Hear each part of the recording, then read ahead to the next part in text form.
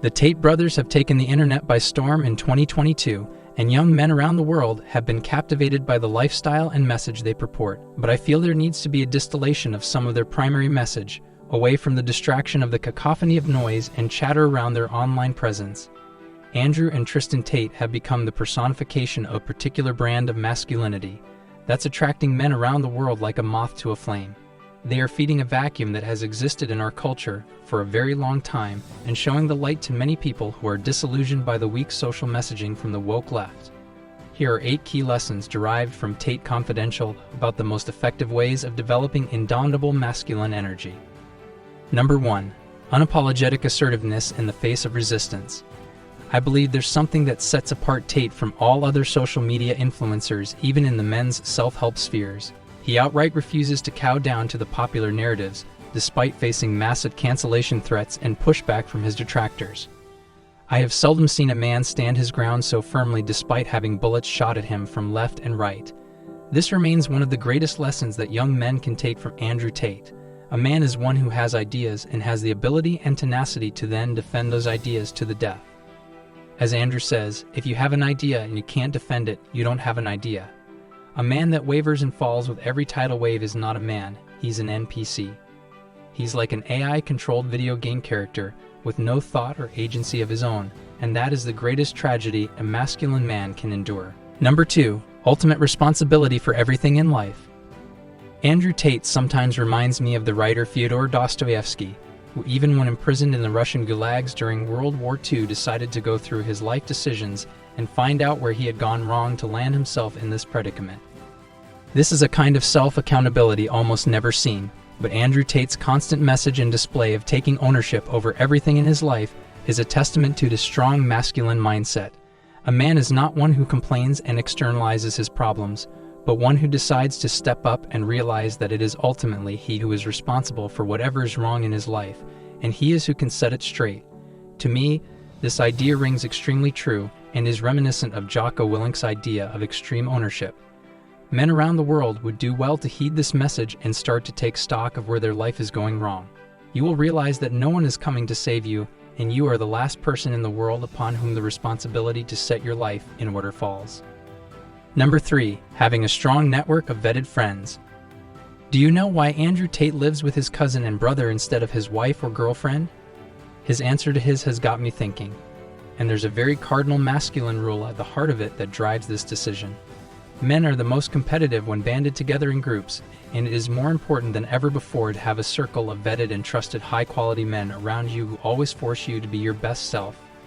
There's a degree of shame involved in this because when you live with men who are hyper-competitive, you can't be a lazy slack that is the only one in your masculine circle who doesn't get up and grind. Men have always banded together in groups that make them feel powerful and invincible, be it gangs, armies, or sports teams. As a man, you weren't meant to spend your entire days near a woman or child and ignore your masculine imperatives to conquer the world and be the king you were meant to be. You must find ways to substitute the time you spend with your girlfriend and find opportunities to build a quality network of competent men. This is the only thing that will check you from degenerating as a man into lowly activities that kill your masculinity. Number 4. Speaking in a way that makes people listen. The Tate brothers have a skill that surpasses all their money and supercars. It is their immaculate ability to speak and influence minds. I have said this before, if there is one superpower in the world, it is the ability to speak convincingly and in an entertaining manner. Speaking equals influence, and influence equals power. This is the greatest asset that you have, but it will take years of practice and deliberate contemplation to truly sharpen it as a skill. Andrew Tate recently did a podcast with Patrick Bet-David, which spanned over 5 hours.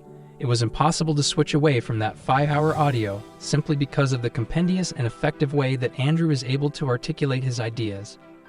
A masculine man must tap into this infinite reservoir of power because it will let you gather people around you, make them agree with your ideas and worldview, and ultimately make you stronger. Number 5. Your physicality and mentality as a man are ultimately linked. Too many people in the modern world miss one critical point about masculine mentality. We cannot be happy and content unless we feel strong and capable. This is the connection and synergy between the physical and the psychological that society refuses to talk about. I remember Andrew Tate talking to a fan who had emailed him before trying to commit suicide. Andrew replied, and asked him to get his six-pack before he went ahead with his suicide attempt, and assured him that he would never want to kill himself if he saw the progress he was making in his physicality. And that's what happened. Andrew effectively saved that man's life because he turned his life around and became a professional bodybuilder. If he had given in to the popular social narrative, he would have diagnosed himself with an incurable depression that could only be fought using drugs and pills. The masculine essence is that no man ever feels satisfied with his circumstance if he is in terrible shape and does not have a physical presence he can be proud of. Number 6. Don't let women be the wedge between you and your friends. Andrew and Tristan Tate have often talked about their inviolably close relationship as brothers, and they have always given an answer along similar lines. The one thing that makes most brothers and friends drift apart from one another is when women and girlfriends become the primary priority. This is what happens when men get married, and their whole world revolves around the woman they have taken aboard their life. You have to be conscious of the changes that are taking place in your life, and not let any woman come between you and the valuable masculine circle you have built for yourself. Justin Waller, who is a friend of Andrew Tate, has also talked about this. They don't want friends who are desperate for women or female validation, because a man like that will sell himself and his friends out just for a few seconds of pleasure. Women are supposed to be secondary in a man's life, and his purpose and brothers are to be primary. Number 7. You can't be free as a man if you are tied up financially. Something piqued my interest recently when I watched Andrew Tate talk about the idea of buying a house, investing in real estate, or getting a mortgage. He said he would never ever follow this traditional financial path because it gives governments and tax authorities way too much leverage over you, and with further contemplation, it strikes me as completely true. As a man, there is nothing you can do without having the freedom to do it. A large part of that freedom is derived from the fact that your finances are taken care of. This means not just how you make money, but how you spend it, where you park it, where you invest it, which bank you put it in, which government knows about it, and how much it can be taxed. The most important thing you can do if you're a young man is to follow the advice of financial freedom. Don't give in to the idea that you must follow the safe and tested financial blueprint that your grandparents followed. If you don't want to be some casual guy with a permanent address tied down and vulnerable by a 30-year mortgage, you must carve your own financial path in the modern world. Number 8. Develop the mindset of conquest.